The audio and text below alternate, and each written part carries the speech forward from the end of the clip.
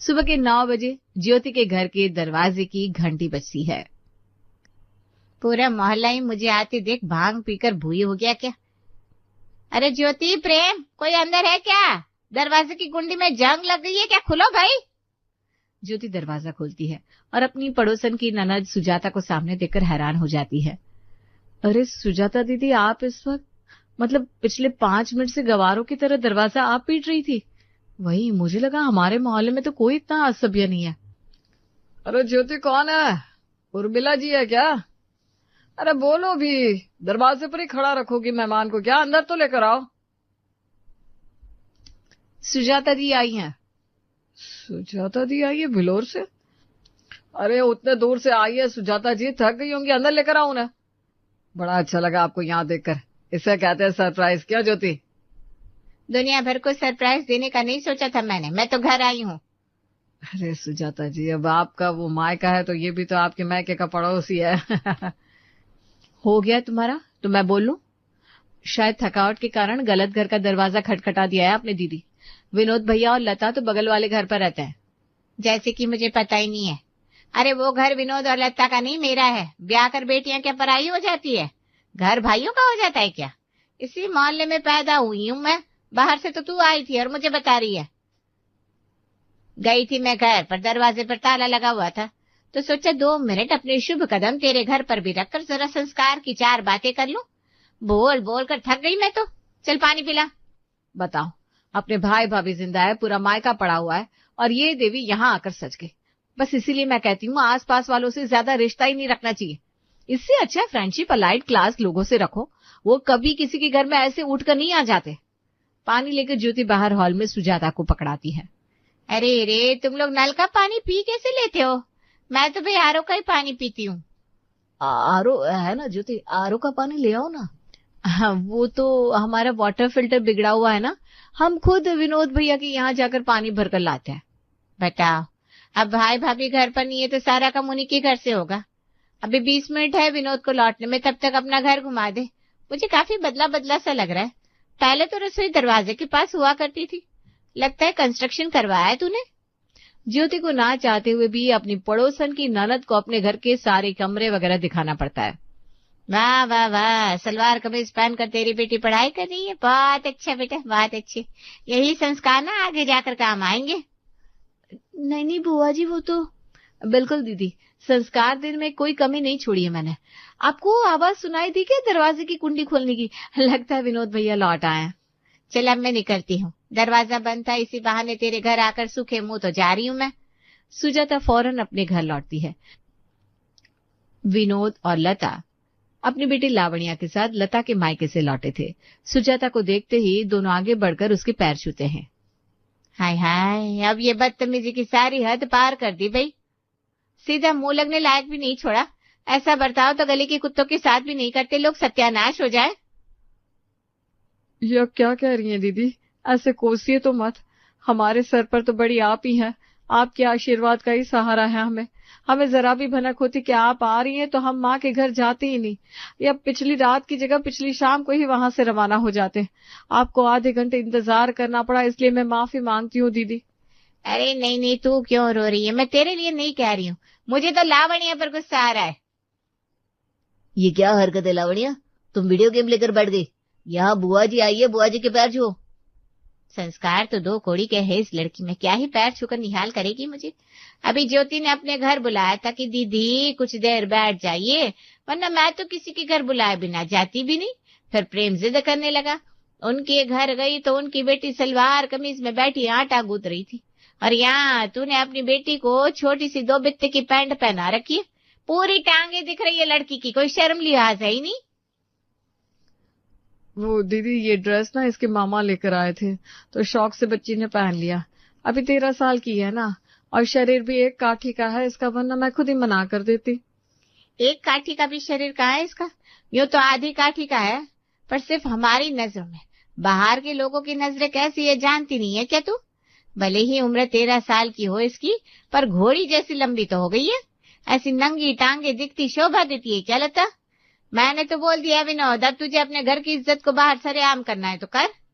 माँ बाबूजी रहते तो सच में आज उन्हें बहुत ठेस पहुंचती। लता, तू 2 मिनट कमरे में जाओ। बाप होकर अब ये सारी चीजें उसे मैं समझाऊं?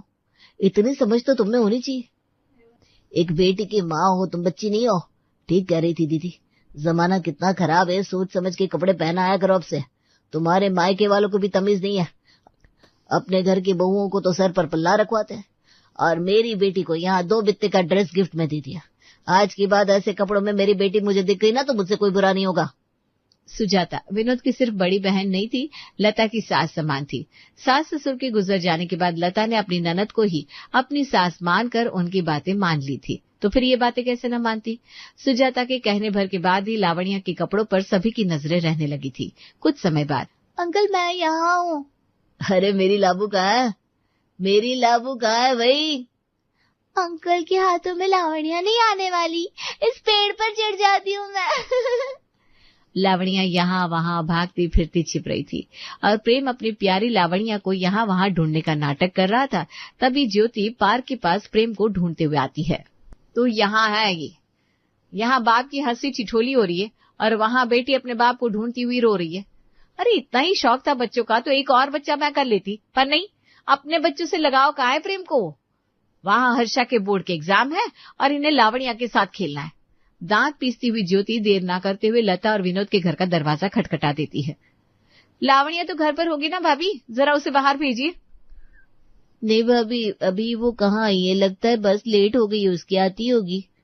बस लेट नहीं है पर शायद आगे हो जाए।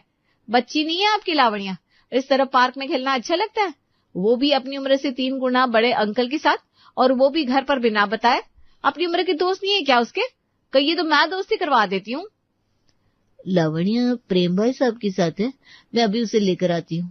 लावण्या, ए लावण्या। गुस्से में लता पार्क में जाती है और लावण्या को एक तमाचा झड़कर वापस घर ले आती है। भाभी ये तो बच्ची है, इतनी जोर से थप्पड़ मारने की क्या जरूरत थी, अभी तो धूप भी नहीं है। धूप की छांव ये तो मैं बताऊंगी तुम्हें। घर तो चलो तुम, यहाँ मेरी बेटी बैठी तुम्हारा इंतजार कर रही है और यहाँ तुम्हारी एंजॉयमेंट खत्म नहीं हो रही। लता अपने साथ लावण्या को घर ले आती है। रात को जैसे ही विनोद घर लौटता है उसे इस बारे में खबर लगती है। दीदी की बात अब सच होती दिख रही है मुझे। क्या जरूरत थी तुम्हें अपनी बेटी को इस अधेड़ उम्र के आदमी के साथ खेलने को भेजने की? घर का आंगन कम पड़ गया है क्या? मैं क्यों भेजू किसे खेलने के लिए, और खेल भी लिया तो क्या गलती होगी, वो तो चाचा कहती है प्रेम भाई साहब को। अरे तो फिर मोहल्ले में घुसते ही ज्योति ने मुझे ये कहानी सुनाई क्यों? उसे तकलीफ हुई होगी तभी ना। क्योंकि वो बच्चों की बातों में आ रही है। हर्षा को लावण्या से जलन होती है क्योंकि उसे लगता है कि उसके पापा ज्यादा लावण्या को प्यार करते हैं। कुछ बोल दिया होगा उसने ज्योति को और बस ज्योति भी आकर चढ़ गई। मैंने तो जानबूझकर उसे दिखाने के लिए लावण्या को थप्पड़ मारा था। मुझे पता है मेरी बेटी सही है। अब दूसरे के कहने भर से अपनी बेटी का खेलना भी बंद करवा दोगी क्या? अब से तुम्हारी बेटी अगर बच्चों वाली हरकतें करती मुझे देखी तो अच्छा नहीं होगा। दिन बीत रहे थे और अब लावण्या 10वीं में आ गई थी। एक रोज लता अपनी ननद से वीडियो कॉल पर बात कर रही थी, तभी स्कूल यूनिफॉर्म में लावण्या दरवाजे से अंदर आती है। मौसी है क्या मम्मा? मुझे मौसी से बात करनी है, बोलो ना उन्हें, आई मिस हर। हाँ बेटा, सिर्फ नानी घर वालों को मिस करना, दादी घर के लोगों से तो प्रॉब्लम होगी ना तुझे। वैसे भी बुआ जी को कहाँ पसंद करती हो तुम, बुआ तो बड़ी स्ट्रिक्ट है। नहीं बुआ जी, ऐसी कोई बात नहीं है, वो तो मम्मा को कॉल पर बात करता देखा तो मुझे लगा। फोन अपनी माँ को जरा पकड़ा तो तू बेटा। जी दीदी, वो भी स्कूल से आई है ना, इसने तो सिर्फ मेरे तरफ की बात सुनी तो इसे लगा होगा मौसी से बात कर रही होगी मम्मी। क्या मौसी क्या दीदी, सब आप लोग मेरे लिए एक ही बराबर हैं। एक बात तो नहीं है लता, वैसे तेरे मायके में चलता होगा माँ को मम्मा मॉम बोलना, हमारे घर में ये सब नहीं चलता। ये नई बोली कहाँ से सीख रही है लावण्या? और ये क्या पहनी हुई है, नीचे क्या पहन रखा है, पैंट? जरा कैमरा पीछे करके दिखा तो मुझे। लता कैमरा रिवर्स करती है और लावण्या को अपनी ननद को दिखाती है। ये अच्छा है, मिनी स्कर्ट पहना ले अपनी बेटी को। अरे घुटने कहाँ है, स्कर्ट कहाँ है, ये मोजे देख कहाँ जा रहे इसके। घुटने तो दिख नहीं रहा है बुआ जी, घुटनों से लंबी स्कर्ट ला कर दी है मम्मा ने मुझे। मतलब मम्मा ने मुझे ये सॉक्स भी दी है, ये एंकल है, एंकल सॉक्स ही अलाउड है ना स्कूल में, वरना पापा तो मुझे घुटनों तक लंबी सॉक्स पहनने को कहते थे। तो गलत नहीं कहता विनोद, जमाना कैसा हो गया है। और बच्ची नहीं रही, तू 10वीं में आ गई है। इस उम्र तक तो तुझे घर के सारे काम काज आ जाने चाहिए थे, बड़प्पन आ जाना चाहिए था तुझमें, पर तुझे तो मम्मा आई मिस मौसी कहना है। लता को लावण्या को लेकर ऐसी चीजें सुनने की आदत हो गई थी, इसलिए वो अपनी बेटी के सर पर हाथ फेरकर उसके लिए खाना लाने चली जाती है। 2 दिन बाद लता दोपहर का खाना बना रही थी, तभी दरवाजे की घंटी बजती है। आ रही हूँ बाबा, आ रही हूँ। अब इस वक्त कौन आ गया? लावण्या की छुट्टी तो 3 बजे होती है, अभी तो 1 ही बज रहा है। कहीं ये दुकान से तो नहीं लौटा है? ओहो, सुबह आधे पेट नाश्ता किया था इन्होंने, जरूर भूख लग गई होगी। चावल तो बन गए पर दाल नहीं, अब चावल के साथ क्या परोसूंगी इन्हें। लता दरवाजा खोलती है तो सामने होती है सुजाता। ठीक ही तो कह रही है दीदी, बहुत पढ़ा लिया इसे, जान पहचान कर ली, कॉन्फिडेंस पा लिया, अब थम जाओ। कही तो स्कूल वालों ने तो ड्रामा बना रखा है, 10वीं हो गई ना, अब कॉलेज में एडमिशन करवा दे। रोज जाना आना भी नहीं पड़ेगा और पढ़ाई के साथ साथ घर का काम भी सीख लेगी। साल भर में 16 की हो जाएगी, मजाक थोड़ी ना है। सही आदतें नहीं सिखाई, सही पहनावा नहीं पहनाया तो लोग क्या सोचेंगे? माँ बाबूजी के नाम की तो थू थू हो जाएगी। ये मत पहनो, इससे मत बात करो, ऐसे मत खाओ, ऐसे मत चलो, ऐसी हजारों बंदिशें लावण्या पर हर रोज लगती जा रही थी। नतीजन वो बच्ची जो दिन भर हंसी ठिठोली करती थी अब गुमसुम रहने लगी थी। 16 की उम्र में लावण्या में वो मैच्योरिटी आ गई थी जो 27-28 की उम्र में लड़कियों में आती है। सभी का नाश्ता भी बन गया और मेरा टिफिन भी तैयार हो गया। अब जल्दी से बैग पैक कर लेती हूँ वरना कॉलेज के लिए देरी हो जाएगी। 12th में पढ़ने वाली लावण्या घर के सभी मेंबर्स के लिए नाश्ता बनाकर खुद का टिफिन तैयार करती है और अपने बालों को गूंथकर बड़े फ्रेम वाला चश्मा पहनकर कॉलेज जाने के लिए निकलती है कि सुजाता उसे रोक देती है। गरम दूध तो करके दिया नहीं तुझे है?